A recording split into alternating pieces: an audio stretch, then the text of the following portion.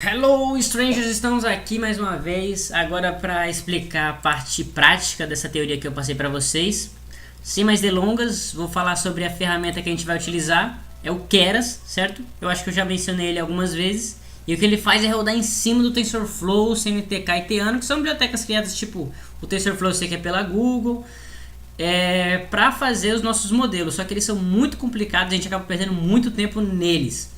Então o Keras é uma abstração disso aqui que permite a gente fazer rápidos modelos de maneira efetiva. Há muitas aplicações são feitas usando o Keras, certo? Se não a grande maioria, porque ele é rápido, permite debugar bem mais rápido, fazer modelos tão eficientes quanto se fizesse diretamente no TensorFlow, certo? E até o TensorFlow atualmente está usando o Keras, porque o TensorFlow é da Google e o Keras é open source, se eu não me engano. E aí o que aconteceu é que a galera estava usando mais o Keras do que o TensorFlow, aí eles pensaram, vamos colocar o Keras aqui dentro também, porque aí o pessoal vai usar o TensorFlow. A galera nada burra, né? A primeira coisa que a gente vai fazer é importar o Keras. A segunda coisa que a gente vai fazer os nossos modelos, a grande maioria, tirando alguns, seguem um modelo sequencial. O que é esse modelo? É uma camada, aí depois outra camada, depois outra camada, depois outra camada. E assim as conexões vão indo sequencialmente, linearmente, assim, por assim dizer. Para importar esse modelo, a gente vai keras.models import sequential, certo? Aí depois, o que você vai fazer é pegar o tipo de camada que a gente vai usar. As nossas camadas aqui das redes neurais padrão são redes neurais fully connected, ou seja, todo mundo é conectado com todo mundo. Isso também é chamada de redes de camadas densas, certo? Porque elas são todas, é bem denso aqui. Quanto mais neurônio, mais denso. E é todo mundo tudo conectado, todo mundo tudo junto. Layers, import, dense. Depois eu vou mostrar para vocês mais camadas na medida que for necessário, certo? Mas por enquanto só essas estão bom. Outra coisa que eu vou fazer aqui é que a nossa base, ela tá um calhamaço todo, e se a gente for treinar com toda a base, a gente não vai ter convicção de que o nosso modelo pode ser utilizado na vida real, porque nós não vamos ter uma acurácia em alguma coisa que foi utilizado de forma com que a nossa rede nunca tenha visto antes. Uma situação onde ela não saiba. Para isso a gente vai usar essa outra ferramenta que é o sklearning, certo? Ela é mais usada para qualquer modelo de machine learning, sendo o deep learning uma sub-área do machine learning. A gente pode usar algumas coisas dela também. E aqui a gente vai usar esse método dela, train test split, que é um método usado para separar aqui eu estou só importando, certo? Que é usado para pegar a base. Aí você vai dividir ela em uma certa porcentagem, deixando essa certa porcentagem para o treinamento e o resto para o teste, para você validar os seus dados em algo que nunca vai no treinamento, só para a gente testar ela. Aqui a gente pega o teste, vamos ver se importei certo, acho que está certo, peguei da própria fonte, né? Aí o que a gente vai fazer aqui? A gente vai separar os x de treinamento, ou seja, os atributos de treinamento, para os atributos que a gente vai usar no teste para ver como é que tá. A gente vai ter o y de treinamento e o y de teste. Isso aqui é a convenção padrão, certo? Em inglês, geralmente a galera usa essa convenção aqui. Vai chamar esse método e ele vai passar, obviamente, os nossos atributos e as nossas classes, certo? Eu vou mostrar para vocês daqui a pouco essa divisão bem rapidinho para vocês sacarem o que eu estou falando de forma mais visual. Outra coisa que a gente tem aqui vários atributos, certo? Um deles é esse shuffle. Ele geralmente está como true. Eu vou deixar ele como false por enquanto.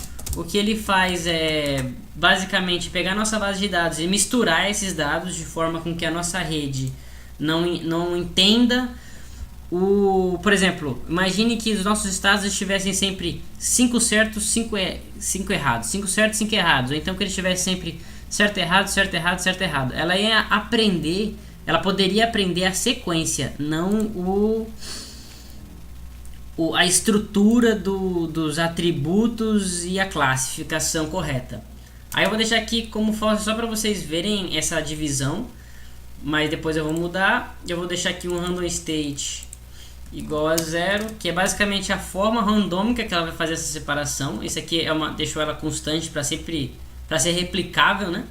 A separação.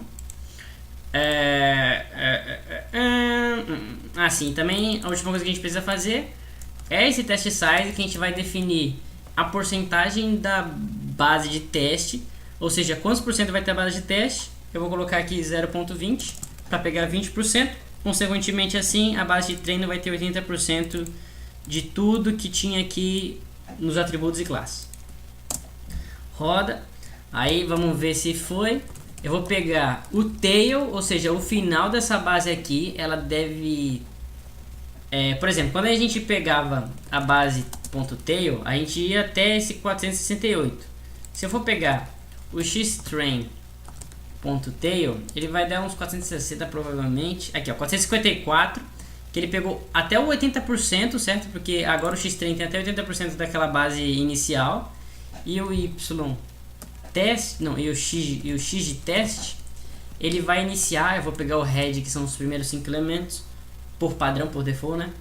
E aí ele vai começar do 455, pelo menos é o que deveria, né?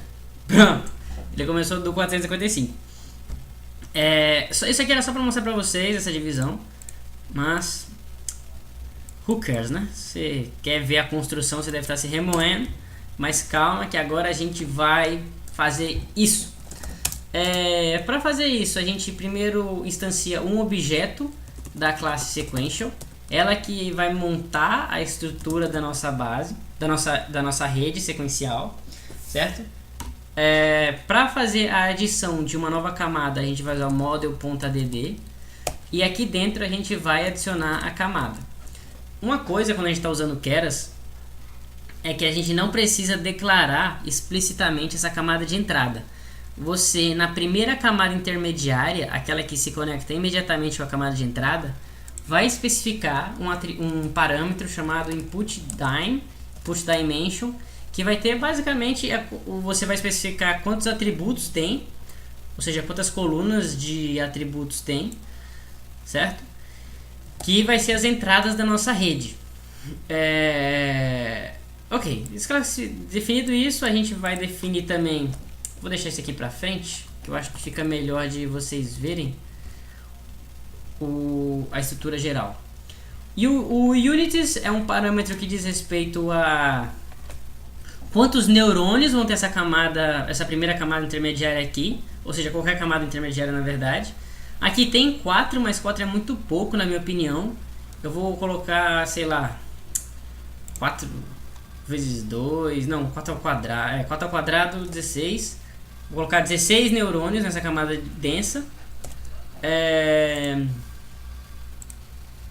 Ok, outra coisa que a gente vai ter que definir é a nossa função de ativação, ou seja, todas as entradas que vier para cada neurônio vai passar por esse somatório, vai passar pela função de ativação. Qual função de ativação a gente vai usar? Eu vou usar no caso aqui a Relu, que ela é muito boa para esses problemas de Deep Learning, que a galera mais usa. Eu vou usar só por conveniência, só por convenção mesmo. Você poderia usar qualquer outra aqui, certo? Activation igual Relu. Outra coisa que a gente tem que fazer aqui eu falei para vocês que os pesos, existem várias técnicas de você fazer essa classificação de pesos. E realmente existe. Aqui no Keras, se você for na documentação, aqui ó, em Core Layers, você vai ter aqui todas as layers, a gente vai explicar cada uma delas, não se preocupem. Mas o que eu queria mostrar para vocês aqui é esse Kernel Initializer, certo? Que existem vários inicializadores para os pesos. Tem o iniciar tudo como 0, tudo como 1, enfim, passando uma constante. O que eu vou fazer é fazer a inicialização Kernel Initializer, ok? Initializer, acho que tá certo. Passando como padrão Desculpa galera, retomando aqui, um colega meu veio falar comigo. Retomando, O kernel initializer, que vai ser a inicializar, como a gente vai inicializar os pesos desses neurônios, eu vou deixar ele como um randômico para qualquer um dos neurônios, uniforme, certo? Basicamente o peso vai poder começar aqui em qualquer lugar, isso vai diminuir, vai aumentar nossa chance de chegar talvez no mínimo global.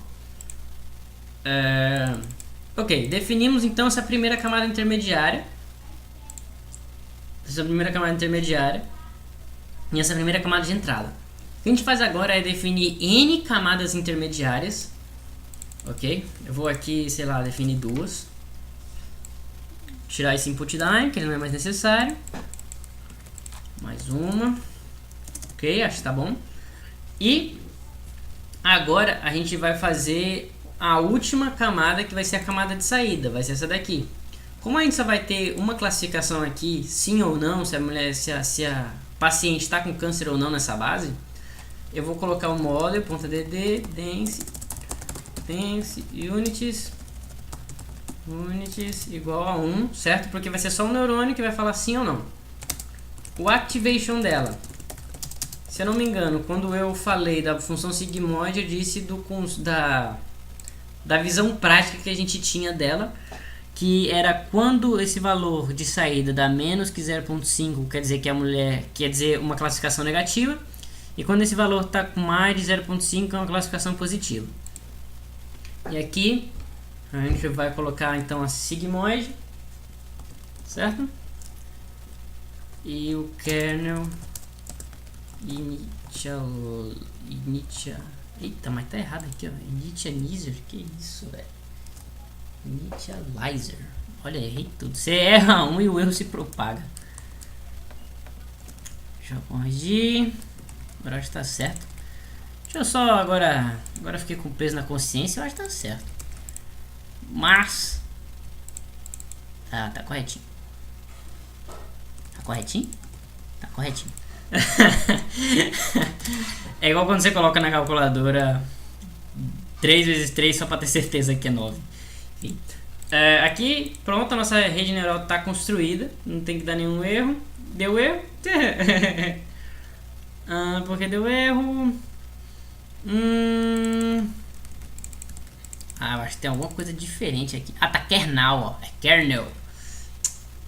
Erro de digitação, galera, sempre acontece. Se eu faz um código e não tem nenhum erro de escrita, tem uma coisa errada aí. Zoeira. Ok. Agora a gente vai ver como é que ficou a nossa base. A gente pode fazer isso para um outro código chamado summary, certo? Ele vai fazer um sumário de toda a sua base.